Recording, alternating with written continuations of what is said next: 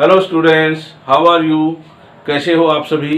तो आज की वीडियो से मैं स्टार्ट कर रहा हूँ 12th क्लास के चैप्टर केमिकल काइनेटिक्स को। और जो केमिकल काइनेटिक्स जो चैप्टर है, ये बड़ा इंटरेस्टिंग चैप्टर है, क्योंकि हम इसमें कुछ ऐसी चीज़ों के बारे में पढ़ेंगे जिसको हमने आज तक नहीं पढ़ा है। तो क्या रहेगा केमिकल काइनेटिक्स का मीनिंग? जिस तरह से अपने चैप्टर का नेम है केमिकल काइनेटिक्स, और इसमें दो वर्ड यूज किए गए हैं, केमिकल एंड काइनेटिक्स। तो केमिकल से हमारा जो मतलब होगा वो रहेगा केमिकल रिएक्शंस से। तो इसका मतलब हम इस चैप्टर में केमिकल रिएक्शंस की स्टडी करने वाले हैं। और जो काइनेटिक्स है, काइनेटिक्स वर्ड का मीनिंग होगा मोशन। मोशन का मतलब कुछ केमिकल रिएक्शंस हैं जो चल रही हैं। इसका मतलब क्या है कि उन केमिकल रिएक्शन में जो रिएक्टेंट्स हैं, reactants are converted into products. तो जो केमिकल रिएक्शंस होती हैं उनमें क्या होगा, रिएक्टेंट्स कन्वर्ट होते हैं उसमें प्रोडक्ट में। और जो काइनेटिक्स है, काइनेटिक्स का मतलब मोशन होगा, और मोशन से हमारा मतलब होगा यहाँ पर स्पीड से, कि कोई पर्टिकुलर केमिकल रिएक्शन है वो किस स्पीड से चल रही है। इसका मतलब किस स्पीड से उस रिएक्शन के जो रिएक्टेंट्स हैं वो कन्वर्ट हो रहे हैं प्रोडक्ट में। लेकिन यहाँ पर हम इस स्पीड का वर्ड यूज नहीं करेंगे उन केमिकल रिएक्शंस की स्पीड को बताने के लिए। इसकी जगह हम यूज करेंगे वर्ड रेट। तो यहाँ पर हम ये नहीं कहेंगे कि स्पीड ऑफ रिएक्शन, इसकी जगह हम बताएंगे रेट ऑफ रिएक्शन। और जब भी हम रेट ऑफ रिएक्शन की बात करेंगे तो हमारा मतलब सिर्फ एक ही होगा कि वहाँ पर हम उन केमिकल रिएक्शंस की स्पीड के बारे में बात कर रहे हैं, कि उस रिएक्शन के जो रिएक्टेंट्स होंगे वो किस स्पीड से कन्वर्ट हो रहे हैं प्रोडक्ट्स में। तो केमिकल काइनेटिक्स को हम किस तरह से डिफाइन करेंगे? केमिकल काइनेटिक्स एक ऐसी ब्रांच है केमिस्ट्री की जिसमें हम स्टडी करेंगे about the rate of reactions. It means we are talking about the speed of chemical reactions. तो इसकी डेफिनेशन को हम किस तरह से लिखेंगे? Chemical kinetics is that branch of chemistry की, केमिकल काइनेटिक्स केमिस्ट्री की वो ब्रांच है जिसमें in which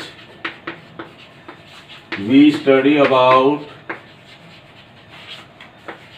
the rate of reaction, the rate of chemical reactions.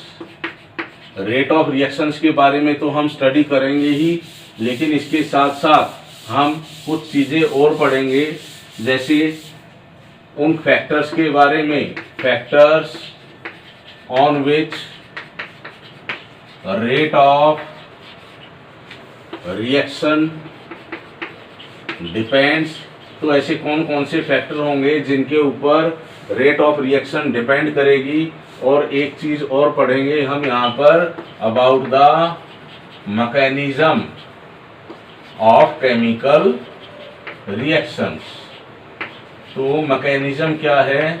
Mechanism हम देखते हैं ज़्यादातर ऑर्गेनिक केमिस्ट्री में। तो मैकेनिज्म का मतलब क्या होता है? Mechanism is the path followed by a chemical reaction. तो वो केमिकल रिएक्शन जिसमें रिएक्टेंट्स कन्वर्ट हो रहे हैं प्रोडक्ट में, वो किस पाथ को फॉलो करते हैं, कि वो किस तरह से रिएक्टेंट कन्वर्ट हो रहे हैं प्रोडक्ट में। तो इसी को हम बोलेंगे मैकेनिज्म ऑफ केमिकल रिएक्शन। तो केमिकल काइनेटिक्स में हम क्या क्या पढ़ेंगे? केमिकल काइनेटिक्स में पढ़ेंगे हम रेट ऑफ रिएक्शंस के बारे में, और दूसरी चीज़ क्या होगी? Factors on which rate of reaction depends. तो ऐसे कौन कौन से फैक्टर्स होंगे जिनके ऊपर किसी केमिकल रिएक्शन की रेट डिपेंड करेगी। और थर्ड पार्ट रहेगा इसका मैकेनिज्म ऑफ रिएक्शंस। तो थर्ड पार्ट में हम पढ़ेंगे कि किसी पर्टिकुलर केमिकल रिएक्शन में किस तरह से रिएक्टेंट्स कन्वर्ट हो रहे हैं प्रोडक्ट में। तो हम वन बाय वन इन सभी पार्ट्स को डिस्कस करेंगे। आज हम पढ़ेंगे केवल रेट ऑफ रिएक्शंस के बारे में कि रेट ऑफ रिएक्शंस है क्या, किस तरह से हम किसी केमिकल रिएक्शन की रेट ऑफ रिएक्शन को एक्सप्रेस करते हैं या रिप्रेजेंट करते हैं, क्या डेफिनेशन रहेगी रेट ऑफ रिएक्शन की, और उनके लिए क्या मैथमेटिकल एक्सप्रेशन रहेगा कि किसी केमिकल रिएक्शन की रेट ऑफ रिएक्शन को हम किस तरह से शो करेंगे या किसी केमिकल रिएक्शन की रेट ऑफ रिएक्शन को हम किस तरह से रिप्रेजेंट करेंगे। तो रेट ऑफ रिएक्शन को डिफाइन करने से पहले मैं कुछ डिस्कस करूंगा कि जब भी कोई केमिकल रिएक्शन होती है, किसी भी केमिकल रिएक्शन में जो रिएक्टेंट्स होंगे वो कन्वर्ट होते हैं प्रोडक्ट्स में, और जो रिएक्टेंट्स है उसकी कोई पर्टिकुलर कंसंट्रेशन होती है at the initiation of reaction, कि जब रिएक्शन स्टार्ट होने से पहले उन रिएक्टेंट्स की कोई पर्टिकुलर कंसंट्रेशन होती है, और उस टाइम पर जो रिएक्टेंट्स की कंसंट्रेशन होगी वो होगी मैक्सिमम, और प्रोडक्ट उस टाइम पे बनेगा ही नहीं, तो प्रोडक्ट की कंसंट्रेशन क्या होगी वहाँ पर 0। तो जब ये रिएक्शन स्टार्ट होती है तो रिएक्टेंट्स कन्वर्ट होने लगते हैं प्रोडक्ट्स में। इसका मतलब रिएक्टेंट्स कन्वर्ट हो रहे हैं प्रोडक्ट में, तो जो रिएक्टेंट्स हैं उनकी कंसंट्रेशन डिक्रीज होती रहेगी, decreases with time, but the concentration of product increases continuously with time। तो जैसे जैसे टाइम बीतेगा, टाइम पास होगा, उस रिएक्शन के रिएक्टेंट्स की कंसंट्रेशन कंटिन्यूअसली डिक्रीज होती रहेगी और उस रिएक्शन के प्रोडक्ट्स की कंसंट्रेशन इंक्रीज होती रहेगी। तो इसी को हम यूज करेंगे रेट ऑफ रिएक्शन को डिफाइन करने के लिए। तो रेट ऑफ रिएक्शन को डिफाइन करने के लिए हम यूज करेंगे decrease in concentration of reactant and increase in concentration of products with time. तो मान लेते हैं कोई रिएक्शन है, उसका रिएक्टेंट R है और उससे प्रोडक्ट बन रहे हैं P। तो जब टाइम 0 रहेगा, टाइम 0 का मतलब जब रिएक्शन स्टार्ट ही नहीं हुई, तो उस टाइम पर जो रिएक्टेंट्स हैं उनकी इनिशियल कंसंट्रेशन रहेगी x1 और प्रोडक्ट की कंसंट्रेशन रहेगी 0। लेकिन आफ्टर टी टाइम अपना कुछ भी हो सकता है, जैसे टी टाइम के बाद टी हो सकता है अपना 20 मिनट, यहाँ पर हम ले रहे हैं t = 20 मिनट। तो आफ्टर 20 मिनट तो जो रिएक्टेंट्स की कंसंट्रेशन होगी वो डिक्रीज होकर क्या हो जाएगी, x2 हो जाएगी, और जो प्रोडक्ट है उसकी कंसंट्रेशन हो जाएगी, और जो प्रोडक्ट्स हैं उनकी कंसंट्रेशन इंक्रीज होकर हो जाएगी y2। और इसको जो 0 कंसंट्रेशन है प्रोडक्ट्स की उसको हम ले लेते हैं y1। तो हमारे पास टाइम कितना था, 20 मिनट में हमने देखा है, ऑब्जर्व किया है आफ्टर 20 मिनट्स की रिएक्टेंट्स की कंसंट्रेशन कितनी डिक्रीज होगी और प्रोडक्ट्स की कंसंट्रेशन कितनी इंक्रीज होगी। तो यहाँ पर हम लिखेंगे change in concentration of reactants. उसको हम कैसे कैलकुलेट कर सकते हैं, final concentration of reactants minus initial concentration of reactant. किसी पर्टिकुलर रिएक्टेंट की इनिशियल कंसंट्रेशन और उस केमिकल रिएक्शन में कोई पर्टिकुलर रिएक्टेंट है उसकी फाइनल कंसंट्रेशन। तो यहाँ पर हमारे पास केवल एक ही रिएक्टेंट है, तो फाइनल कंसंट्रेशन क्या है अपनी x2 और माइनस करेंगे इसमें से x1। लेकिन हमें पता है कि जो x2 की वैल्यू है वो लेस है देन x1। तो यहाँ पर जो नेगेटिव साइन आ जाएगा, क्योंकि यहाँ पर x1 की वैल्यू क्या है, ज़्यादा है, तो नेगेटिव साइन आ जाएगा। और जो चेंज इन कंसंट्रेशन होगा उसको हम रिप्रेजेंट करेंगे माइनस डेल्टा x से। तो जो डेल्टा x है वो है change in concentration of reactants, और जो नेगेटिव साइन रहेगा वो हमें रिप्रेजेंट करता है decrease in concentration of reactants. इसी तरह से हम change in concentration of products की भी बात करेंगे, तो उसको किस तरह से रिप्रेजेंट करते हैं, change in concentration of products. तो इसके लिए भी हम क्या करेंगे, final concentration of products minus initial concentration of product. कोई भी पर्टिकुलर प्रोडक्ट होगा उस रिएक्शन का, उसकी चेंज इन कंसंट्रेशन हम इस तरह से फाइंड आउट कर सकते हैं। तो यहाँ पर फाइनल कंसंट्रेशन क्या है, Y2 है, और इनिशियल कंसंट्रेशन क्या है, Y1 है। लेकिन यहाँ पर Y1 क्या है, इज इक्वल टू 0 है, और हमें पता है कि जो Y2 है, Y2 इज ग्रेटर देन 1। तो हम इस चेंज को रिप्रेजेंट कर सकते हैं डेल्टा Y से। तो डेल्टा Y क्या रिप्रेजेंट कर रहा है, यहाँ पर डेल्टा Y रिप्रेजेंट करता है change in concentration of product. लेकिन यहाँ पर change in concentration of product के लिए क्या रहेगा, पॉजिटिव साइन। जो पॉजिटिव साइन है change in concentration of product का, तो इससे हमें पता चलता है कि प्रोडक्ट की कंसंट्रेशन इंक्रीज हो रही है।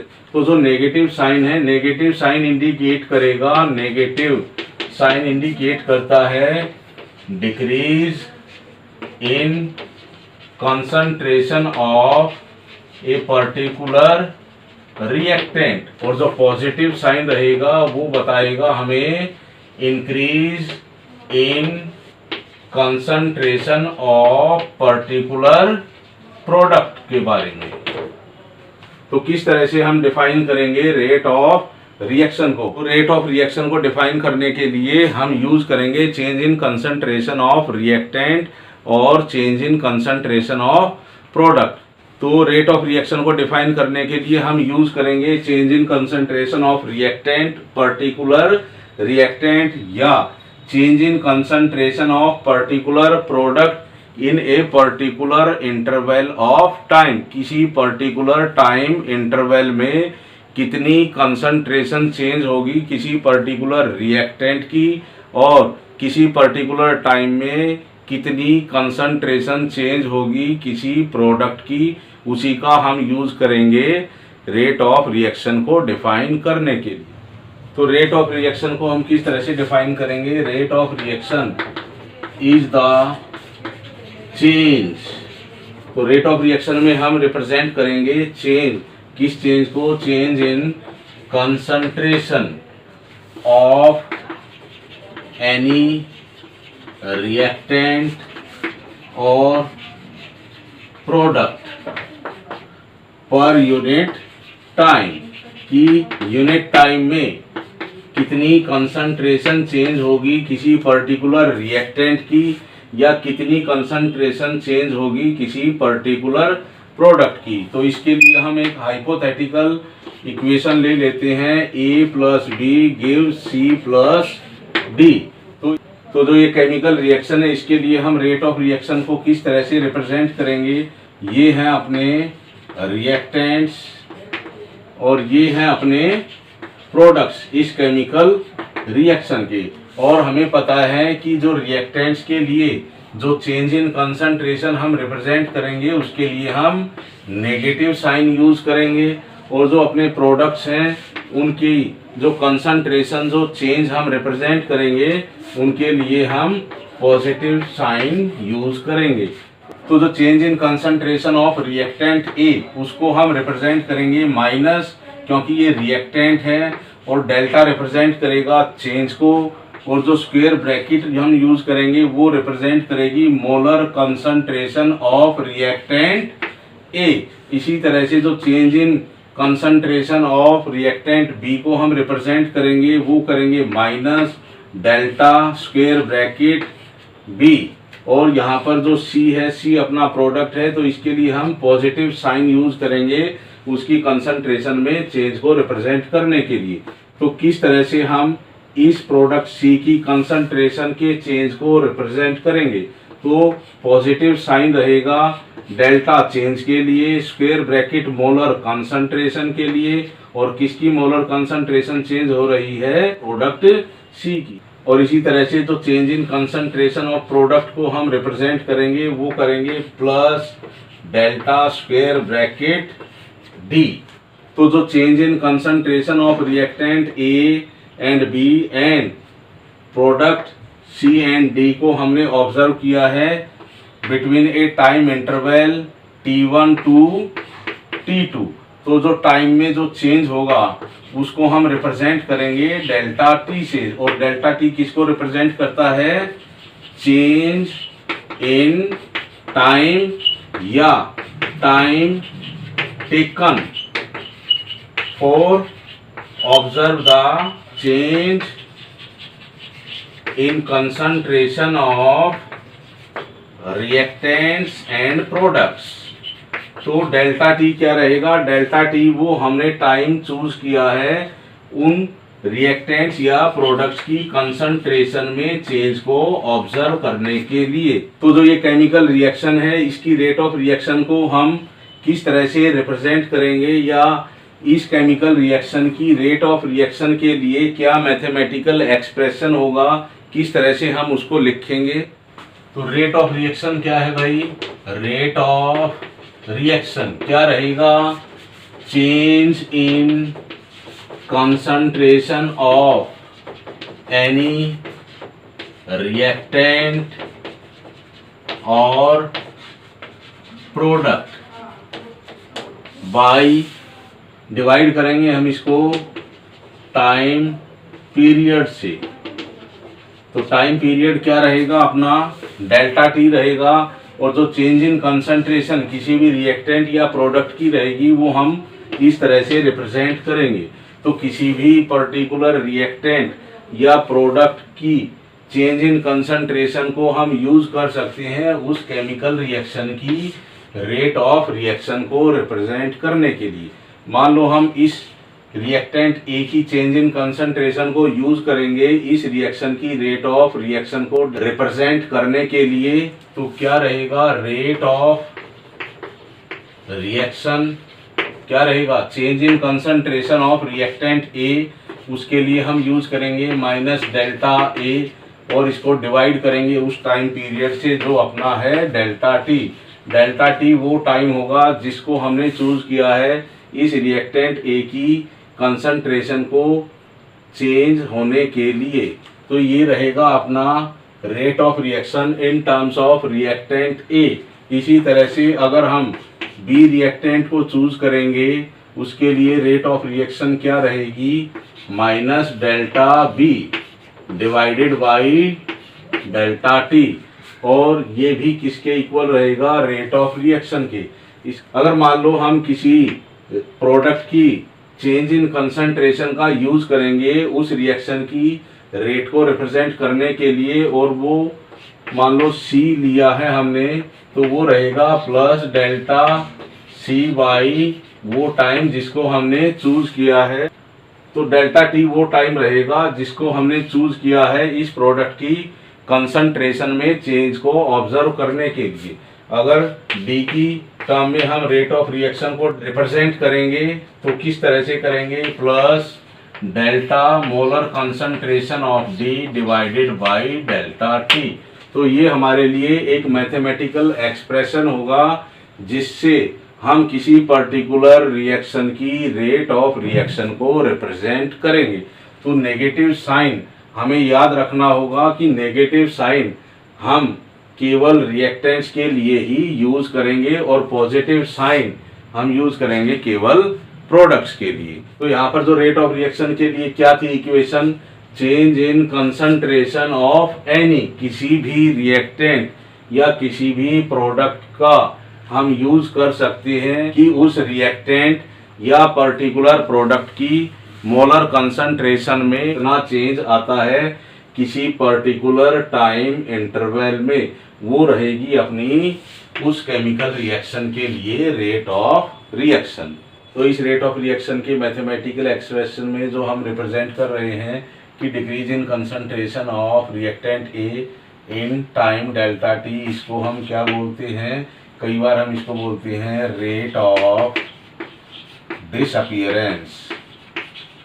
Disappearance of reactant A.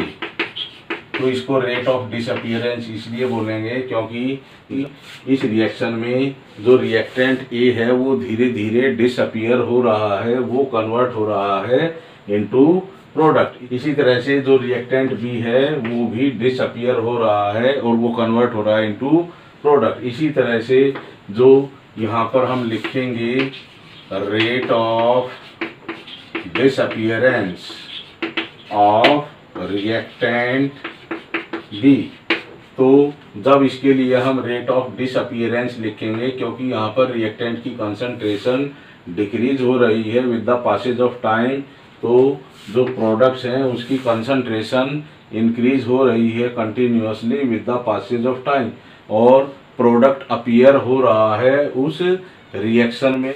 तो यहाँ पर जो ये टर्म है, ये टर्म रिप्रेजेंट करती है increase in concentration of product C in time delta T, और इसको हम इसी तरह से बोल सकते हैं क्योंकि प्रोडक्ट अपीयर हो रहे हैं उस पर्टिकुलर रिएक्शन में, या ये कहें कि प्रोडक्ट फॉर्म हो रहे हैं, प्रोडक्ट बन रहे हैं तो वो हमें अपीयर हो रहे हैं। तो ये टर्म जो होगी ये रिप्रेजेंट करेगी rate of appearance of product C, और जो ये टर्म रहेगी ये रिप्रेजेंट करती है rate of appearance of product D. तो कई बार हम न्यूमेरिकल प्रॉब्लम्स में रेट ऑफ अपीयरेंस या रेट ऑफ डिसअपीयरेंस को कैलकुलेट करते हैं तो उसके लिए हम इस तरह की टर्म का यूज करेंगे, और यहाँ पर कोई भी रिएक्टेंट या प्रोडक्ट का कोई भी स्टोइशियोमेट्रिक कोफिशिएंट नहीं है, इसलिए हम उसको इसी तरह से रिप्रेजेंट करेंगे। तो जब किसी पर्टिकुलर रिएक्शन में किसी पर्टिकुलर रिएक्टेंट या प्रोडक्ट का कोई स्टोइशियोमेट्रिक कोफिशिएंट होगा, उसके लिए हम थोड़ा सा इसमें चेंज कर देंगे इस मैथमेटिकल एक्सप्रेशन में, तो उसको मैं डिस्कस करूंगा उसी टाइम पर जब हम उस पर्टिकुलर टाइप ऑफ रिएक्शन के लिए रेट ऑफ रिएक्शन को लिखेंगे। तो यहाँ पर मैं 2 एग्जांपल्स डिस्कस करूंगा और उन एग्जांपल्स के लिए या उन केमिकल रिएक्शंस के लिए हम रेट ऑफ रिएक्शन को लिखेंगे। तो फर्स्ट एग्जांपल होगा अपना NO2 plus CO gives NO plus CO2, और जो सेकंड एग्जांपल रहेगा वो रहेगा mercury plus chlorine gives HgCl2।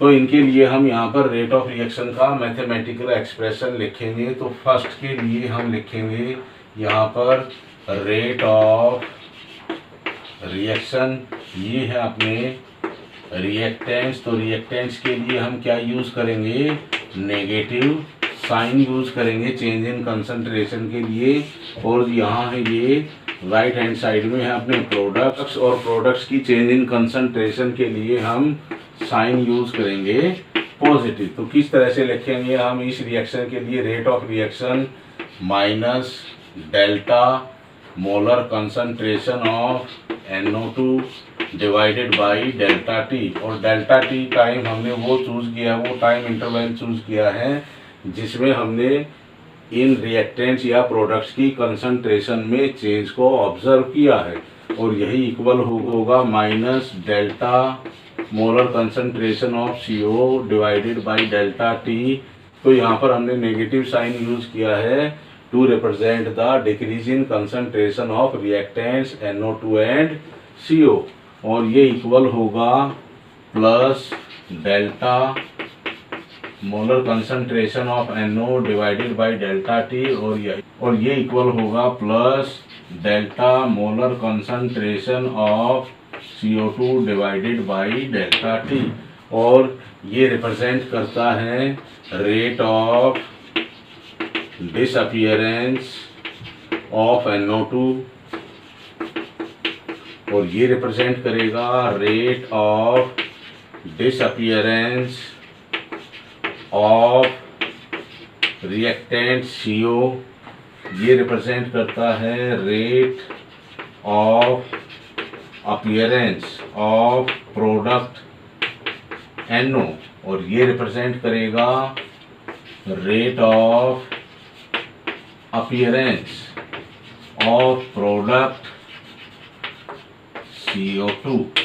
तो ये रेट ऑफ डिसअपियरेंस और रेट ऑफ अपीयरेंस हैं इन रिएक्टेंट्स या प्रोडक्ट्स के लिए। तो इसी तरह से जब इस सेकंड इक्वेशन के लिए हम रेट ऑफ रिएक्शन की इक्वेशन लिखेंगे तो रेट ऑफ रिएक्शन क्या रहेगा, ये रिएक्टेंट्स है तो इनके लिए हमें नेगेटिव साइन यूज करना है, minus delta molar concentration of delta G divided by delta T, और डेल्टा टी वही टाइम इंटरवल होगा जो हमने चूज किया है इन रिएक्टेंट्स या प्रोडक्ट्स की कंसंट्रेशन में चेंज के लिए।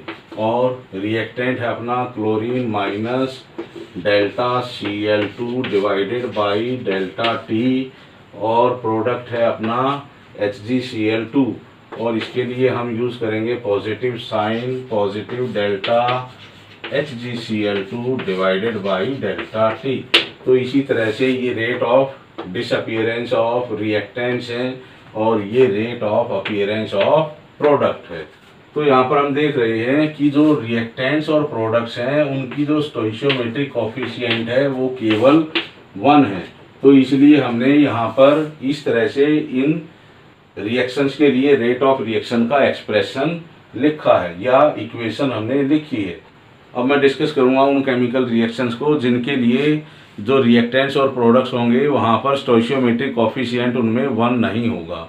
तो उनके लिए हम रेट ऑफ रिएक्शन का एक्सप्रेशन किस तरह से लिखेंगे वो मैं अब डिस्कस करूँगा। तो अब मैं इस तरह की रिएक्शन को डिस्कस करूँगा जिसमें स्टोइशियोमेट्रिक कोफिशिएंट किसी पर्टिकुलर रिएक्टेंट या प्रोडक्ट के 1 नहीं होंगे। तो हम एक जनरल एग्जांपल ले लेते हैं यहाँ पर 2A + B गिव्स 3C। तो इस केमिकल इक्वेशन में हम देख सकते हैं कि दो मॉलिक्यूल्स A के जब रिएक्ट करेंगे विद 1 मॉलिक्यूल ऑफ B, और उस केस में हमें मिलेंगे 3 मॉलिक्यूल्स ऑफ C। इसका मतलब कि जब 2 मॉलिक्यूल्स ऑफ A डिसअपियर होंगे तो उस केस में 1 मॉलिक्यूल ऑफ B का डिसअपियरेंस होगा, और उसी टाइम में 3 मॉलिक्यूल्स ऑफ C का अपीयरेंस होगा। तो यहाँ पर हम देख सकते हैं कि जब 2 मॉलिक्यूल्स A के डिसअपियर होंगे तो उसी टाइम पर A का भी एक मॉलिक्यूल डिसअपियर होगा, और उसी टाइम में 3 मॉलिक्यूल्स ऑफ प्रोडक्ट C के अपीयर होंगे। तो जो हम रेट ऑफ डिसअपियरेंस और अपीयरेंस लिखेंगे इसके लिए, तो इस रिएक्शन के लिए जब हम rate of disappearance of A लिखेंगे वो रहेगा minus delta A divided by delta T, और इसको मल्टीप्लाई करेंगे 2 से, क्योंकि यहाँ पर उस पर्टिकुलर टाइम इंटरवल में 2 मॉलिक्यूल्स ऑफ A का डिसअपियरेंस हो रहा है। इसी तरह से जो rate of disappearance of B लिखेंगे वो लिखेंगे minus delta molar concentration of B divided by delta T, और ये रिप्रेजेंट करेगा rate of disappearance of B। और यहाँ पर हम देख रहे हैं कि केवल उतने टाइम इंटरवल में एक मॉलिक्यूल B का डिसअपियर होगा, और उसी टाइम इंटरवल में 3 मॉलिक्यूल्स ऑफ C का अपीयरेंस होगा। तो इसके लिए जो रेट ऑफ अपीयरेंस लिखेंगे उसको हम 3 से मल्टीप्लाई कर देंगे, किसको, rate of appearance of C से, क्योंकि जितने टाइम में 2 मॉलिक्यूल्स डिसअपियर होंगे उतने ही टाइम में 3 मॉलिक्यूल्स ऑफ C का अपीयरेंस होगा, यानी 3 मॉलिक्यूल्स ऑफ C बनेंगे, और उतने ही टाइम में एक मॉलिक्यूल B का डिसअपियर होगा जब 3 मॉलिक्यूल्स ऑफ C का अपीयरेंस होगा। तो किस रेट से ये 3 गुना रेट से अपीयर हो रहा है तो सी के रेट ऑफ अपीयरेंस को हम मल्टीप्लाई कर देंगे 3 से, और वो रहेगा delta molar concentration of C divided by delta T. और यहाँ पर हमने इस रिएक्टेंट ए के रेट ऑफ डिसअपीयरेंस को 2 से मल्टीप्लाई कर दिया है, क्योंकि जो रेट ऑफ डिसअपीयरेंस होगा ए का वो दुगना होगा इस rate of disappearance of B से। और इस केस में जो rate of disappearance of A है वो इक्वल नहीं होगा बी के, और जो rate of disappearance of B है वो इक्वल नहीं होगा सी के। लेकिन रेट ऑफ रिएक्शन के एक्सप्रेशन में हम क्या करते हैं कि इक्वल का साइन लगाते हैं, तो इन सभी को इक्वल करने के लिए हम क्या करेंगे, इसको 2 से डिवाइड कर देंगे, इसको किसी से डिवाइड नहीं करेंगे, क्योंकि यहाँ पर इसका जो स्टोइशियोमेट्रिक कोफिशिएंट है वो 1 है, और इस रेट ऑफ डिसअपीयरेंस को हम डिवाइड कर देंगे 3 से, क्योंकि यहाँ पर 3 मॉलिक्यूल्स ऑफ सी का अपीयरेंस होता है। तो इस केस में जब हम इसको 2 से डिवाइड करेंगे तो यहाँ 2 से 2 कैंसिल हो जाएगा और ये इक्वल हो जाएगा। इसी तरह से यहाँ पर 3 से 3 कैंसिल हो जाएगा, और जो rate of disappearance of B है वो किसके इक्वल हो जाएगा, इस rate of appearance of C के। तो किस तरह से हम यहाँ पर मैथमेटिकल एक्सप्रेशन को लिखेंगे रेट ऑफ रिएक्शन का इस रिएक्शन के लिए, तो क्या रहेगा, rate of reaction is equal to 1/2 minus delta A by delta T. और इसको इसी तरह से लिखेंगे क्योंकि इसका स्टोइशियोमेट्रिक कोफिशिएंट 1 है, तो minus delta B divided by delta T, और ये इक्वल होगा rate of appearance of C को जब हम डिवाइड करेंगे 3 से। तो इस केस में जिस रेट से ए का डिसअपीयरेंस होगा उसी रेट से बी का भी डिसअपीयरेंस होगा, और वो इक्वल होगा rate of appearance of C के, क्योंकि हमने जिस रेट से 3 गुना रेट से सी का अपीयरेंस हो रहा था, तो जब हम इसको 3 से डिवाइड कर देंगे तो वो rate of appearance of C हो जाएगा equal to rate of B and equal to rate of appearance of C. तो इस केस में हम यहाँ पर बीच में इक्वल का साइन लगा सकते हैं, और यही मैथमेटिकल एक्सप्रेशन होगा इस पर्टिकुलर रिएक्शन की रेट ऑफ रिएक्शन के लिए। तो इसी इक्वेशन का हम यूज कर सकते हैं किसी भी रिएक्टेंट या प्रोडक्ट की रेट ऑफ अपीयरेंस और डिसअपीयरेंस को फाइंड आउट करने के लिए, जब हमें उस पर्टिकुलर रिएक्शन की रेट ऑफ रिएक्शन का पता हो। तो हम किस तरह से किसी पर्टिकुलर रिएक्टेंट या प्रोडक्ट की रेट ऑफ अपीयरेंस और डिसअपीयरेंस कैलकुलेट कर सकते हैं, जब हमें उस रिएक्शन की रेट ऑफ रिएक्शन का पता होगा, तो हम इस पार्ट का यूज करेंगे किसी रिएक्टेंट ए की रेट ऑफ डिसअपीयरेंस का पता लगाने के लिए। तो हमारे पास क्या है equation, rate of reaction is equal to -1/2 rate of disappearance of A. तो जब हमें रेट ऑफ रिएक्शन गिवन होगी, मान लो रेट ऑफ रिएक्शन जो भी वैल्यू होगी इसकी x है गिवन, और जब इसको हम 2 से मल्टीप्लाई कर देंगे ये रहेगा, ये 2 यहाँ आ जाएगा, रेट ऑफ रिएक्शन से मल्टीप्लाई हो जाएगा और हमें मिलेगा equal to rate of disappearance of reactant A. तो यहाँ से हम rate of disappearance of particular reactant A को कैलकुलेट कर सकते हैं, जब हम उस रिएक्शन में जो स्टोइशियोमेट्रिक कोफिशिएंट होगा अगर उसको मल्टीप्लाई कर देंगे उस रिएक्शन की रेट ऑफ रिएक्शन से, तो हमें उस पर्टिकुलर रिएक्टेंट की रेट ऑफ डिसअपीयरेंस और रेट ऑफ अपीयरेंस का पता चल जाएगा, या हम उसे कैलकुलेट कर लेंगे। तो इस तरह से हम उस पर्टिकुलर रिएक्टेंट की रेट ऑफ डिसअपीयरेंस को कैलकुलेट कर लेंगे। तो यहाँ पर हमने कैलकुलेट किया है rate of disappearance of reactant A. इसी तरह से हम rate of appearance of product C को भी कैलकुलेट कर सकते हैं। तो इसके लिए हम क्या करेंगे, यहाँ पर सी ले लेंगे और C का जो स्टोइशियोमेट्रिक कोफिशिएंट है वो क्या है, 3 है। तो जो rate of appearance of C रहेगा वो हम कैलकुलेट कर लेंगे जब उस रिएक्शन की रेट को हम मल्टीप्लाई करेंगे इस प्रोडक्ट के स्टोइशियोमेट्रिक कोफिशिएंट 3 से। और जो x की वैल्यू होगी, x की वैल्यू हमें गिवन होगी उस पर्टिकुलर न्यूमेरिकल में, तो उसकी हेल्प से हम उस पर्टिकुलर प्रोडक्ट की रेट ऑफ अपीयरेंस का पता लगा लेंगे। और जो रेट ऑफ अपीयरेंस हम कैलकुलेट कर रहे हैं वो किसी पर्टिकुलर प्रोडक्ट की कर रहे हैं, और इसके लिए तो यहाँ पर हम पॉजिटिव साइन यूज करेंगे। तो इसी तरह से हम किसी पर्टिकुलर रिएक्टेंट की रेट ऑफ डिसअपीयरेंस या किसी पर्टिकुलर प्रोडक्ट की रेट ऑफ अपीयरेंस को कैलकुलेट कर सकते हैं जब हमें उस पर्टिकुलर रिएक्शन के लिए रेट ऑफ रिएक्शन गिवन होगी। तो अब मैं कुछ एग्जांपल्स डिस्कस करूंगा जिसमें हम देखेंगे कि किसी पर्टिकुलर रिएक्टेंट या प्रोडक्ट का जो स्टोइशियोमेट्रिक कोफिशिएंट होगा वो 1 नहीं होगा, और उस केस में हम उस रिएक्शन के लिए रेट ऑफ रिएक्शन किस तरह से लिखेंगे।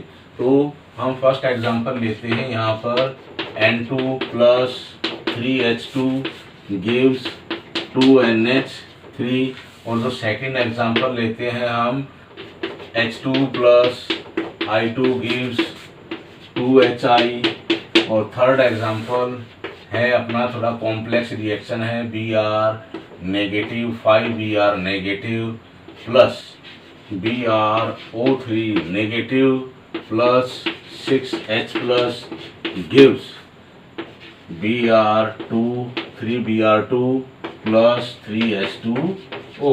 तो थर्ड एग्जांपल अपना ये होगा।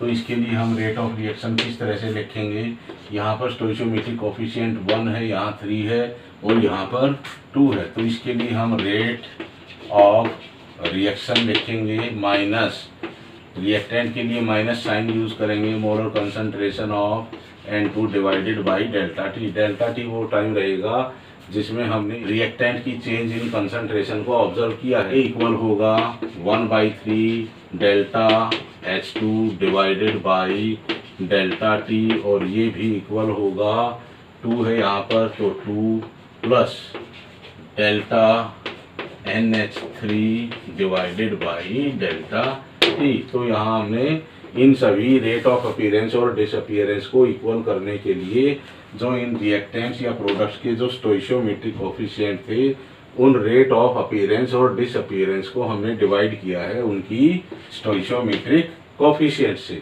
तो इसी तरह से हम इसके लिए रेट ऑफ रिएक्शन लिखेंगे, वो क्या रहेगा, minus delta H2 by delta T is equal to minus delta I2 divided by delta T is equal to, यहाँ 2 है तो 2 लगा देंगे और प्रोडक्ट के लिए पॉजिटिव साइन, तो delta HI divided by delta T. तो ये हमने रेट ऑफ रिएक्शन लिख दिया है इस सेकेंड इक्वेशन के लिए।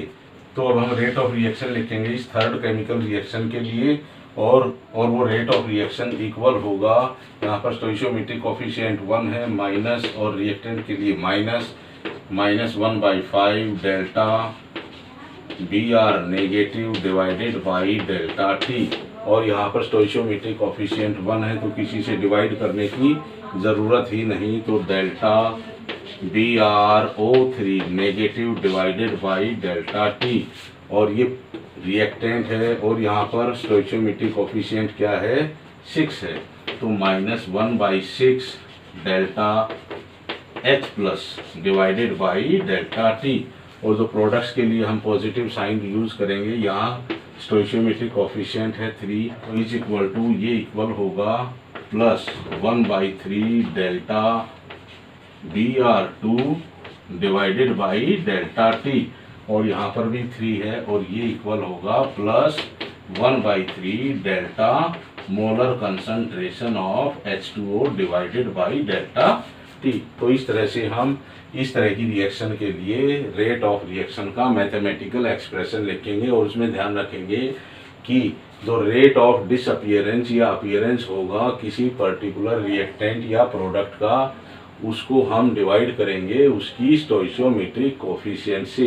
ताकि जो रेट ऑफ अपीयरेंस और rate of disappearance her reactant या प्रोडक्ट का एक दूसरे के इक्वल हो जाए और वो इक्वल हो उसकी रेट ऑफ रिएक्शन के इक्वल। तो इस वीडियो के एंड में मैं एक हाइपोथेटिकल जनरल रिएक्शन को डिस्कस करूंगा और इसके लिए हम यहाँ पर रेट ऑफ रिएक्शन को लिखेंगे।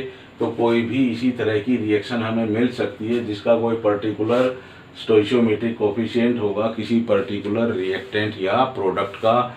तो उसके लिए हम रेट ऑफ रिएक्शन किस तरह से लिखेंगे, रेट ऑफ रिएक्शन वो इक्वल होगा -1/a, जो स्टोइचियोमेट्रिक कोफिशिएंट है उसको डिवाइड करेंगे हम किससे, minus rate of disappearance of A से, और वो होगा ये minus delta A divided by delta T. इसी तरह से यहाँ स्टोइचियोमेट्रिक कोफिशिएंट बी है तो इसी से हम डिवाइड करेंगे उस रिएक्टेंट की रेट ऑफ डिसअपीयरेंस को, तो minus delta molar concentration of B divided by delta T. और तो जब इस पर्टिकुलर प्रोडक्ट के लिए हम रेट ऑफ रिएक्शन का एक्सप्रेशन लिखेंगे उसमें हम लिखेंगे rate of appearance of product C, उसको इस तरह से लिख देंगे और इसको मल्टीप्लाई करेंगे 1/c से, या ये कहें कि rate of appearance of C को हम डिवाइड करेंगे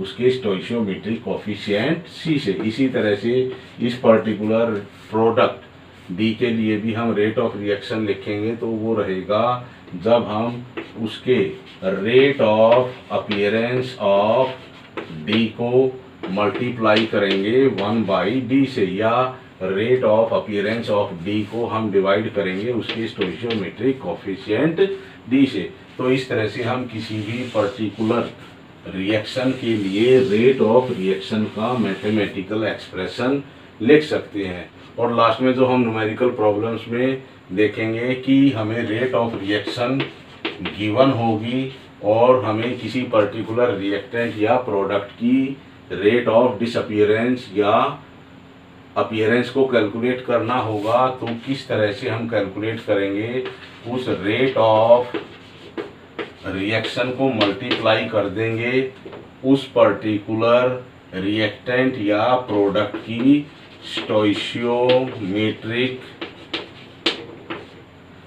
कोफिशिएंट ऑफ रिएक्टेंट या प्रोडक्ट। तो हमें मिल जाएगा उस पर्टिकुलर रिएक्टेंट या प्रोडक्ट का rate of disappearance of reactant या rate of appearance of that particular product. तो इस तरह से हम रेट ऑफ रिएक्शन की हेल्प से किसी पर्टिकुलर रिएक्टेंट या प्रोडक्ट की रेट ऑफ डिसअपीयरेंस या अपीयरेंस को भी कैलकुलेट कर सकते हैं।